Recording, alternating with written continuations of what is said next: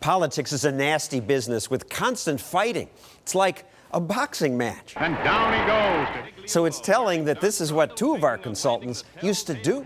You both were serious boxers as kids. What weight? What do you think? It was a heavyweight. And this helps in campaigns? It teaches you how to take a beating, which is sure very does. important. Here's what Rollins looked like when he was getting ready for a physical beating. Consultants say this prepares you for political beatings. If you don't have a tough skin in this business, you might as well just forget about wanting to ever do it, because you'll be in the psychiatric unit. You also need a passion for politics. You were a vocal supporter of Richard Nixon at age 9? At age 9. What kind of political freak are you? This is not healthy. Well, I've always been interested in politics. I was for Nixon, and I scored a bumper sticker somehow, and I put it on the wire basket of my bike, and I rode it up and down the street, hoping to generate support for Nixon. This worked really well until the little Catholic girl across the street, who was on fire for Kennedy, literally pulled me off my bicycle, put me down on the pavement, sat astride me, and wailed the heck out of me, gave me a bloody nose. And I've never liked losing a political fight since. His opponents often hate him. The era of Karl Rove politics will finally be over next year. Angry stuff. And Beckel and Rollins have fought each other viciously for years. And yet, weirdly, these tough guys came to this interview together. You guys spend a career trying to kill each other's careers, but you're friends. Great friends. Great friends for 25 Why? years.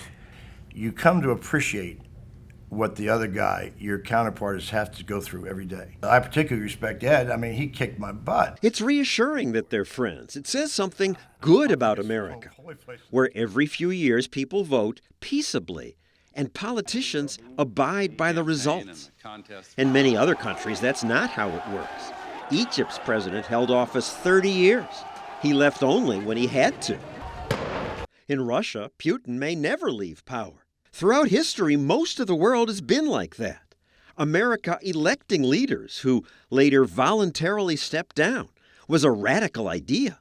After George Washington served 2 terms, King George reportedly said, "If George Washington gives up power, he'll be the greatest man in the world." Yet he did. And then it happened again and again, without bloodshed. In Romney's world, workers get the shaft. Amidst the ugliness of this year's campaign, Would you please wait?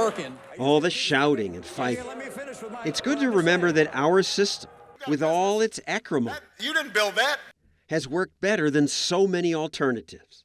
We fight, It's an economic ignoramus. but in the end we shake hands and honor the result. So whatever happens this year, the making of an American president is a pretty wonderful thing.